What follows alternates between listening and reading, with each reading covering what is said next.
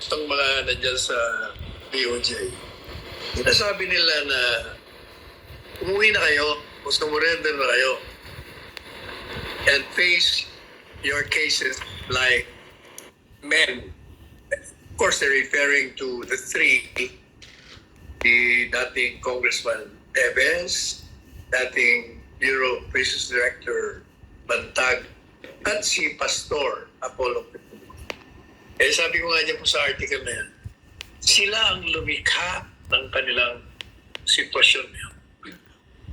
Talagang ang feeling po nila, wala silang kalaman-laman sapagkat hinatulan na sila ay may mga kasalanan sa mga krimen na hindi nila ginawa. Nilabag nila lahat ng batas pagdating doon sa karapatan ng isang akusado. Kaya, we cannot fault them na ayaw silang lumantad. Sapagkat unang-una, maliban pa sa hinatulan na sila, ang buhay pa nila nanganganib ngayon. Kasi alam nyo, pag kayo po ay pinoblicize, pinamalita na may kasalanan, na kayo ang mga utak sa likod ng pamamaslang at parte naman ni Pastor Kibuloy, papakita na kayo ay isang sexual offender. Siyempre, yung mga kamag-anak niya at yung mga naniniwala, natural lamang na maghahanap yan ng mga pamamaraan upang sila ay makaganti. Kaya sila ho talaga, yung DOJ, ang may kasalanan na nila. Maliban pa doon, maraming pang-abusong ginagawa na nandyan sa Kongreso. Yung ginagawa nilang mga congressional probes, tinatawag, hindi ko man in aid of legislation. Pero ang katotohanan, hindi. Talagang politika eh. Obvious na obvious. Kaya sinabi ko, yung title ko, yung inuulit ko sa Liwasang Bonifacio sa rally hall. Meron tayong kasabihan, all the gods wish to destroy, they first make mad. At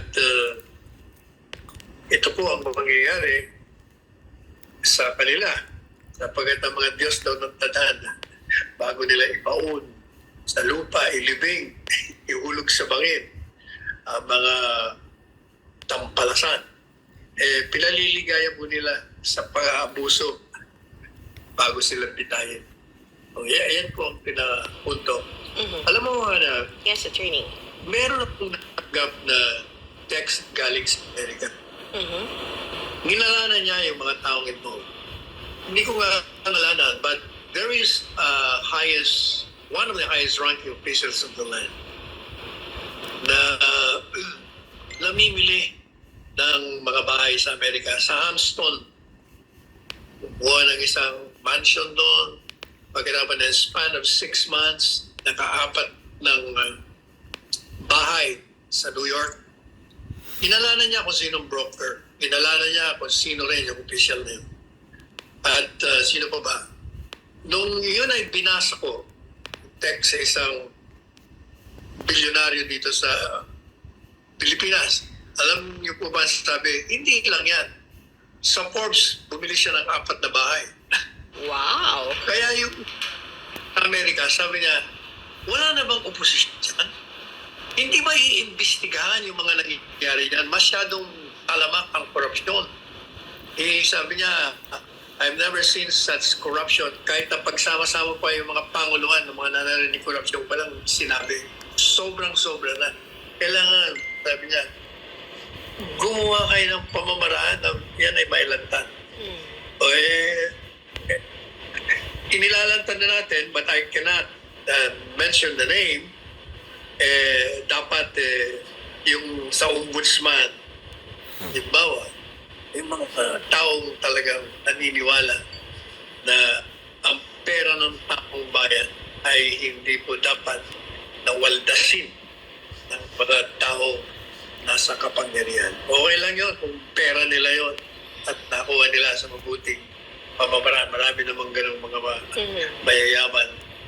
Pero itong mga naririnig natin, at saka nilalanan yung broker at sinabi niya, I'm Talaga naman eh. Nagsibilihan ng mga bahay doon sa Ford Park eh.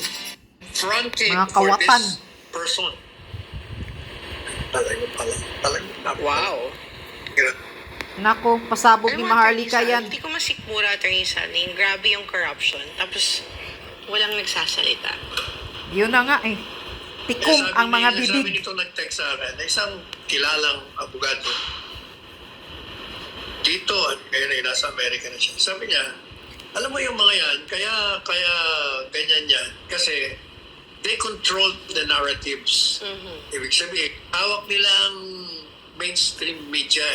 Yes. O nga naman, Tama kung yun. mapapansin mo talagang ang mainstream media, ang babait eh. Tahimik nga ngayon. Seminay lang yata at saka isa o dalawang newspaper ang Yes. inilalabas ang nangyayari sa ating bansa. Kaya pinag-inita ng isiminay. Kaya nga tanong, wala na bang oposisyon yan? Attorney Sal,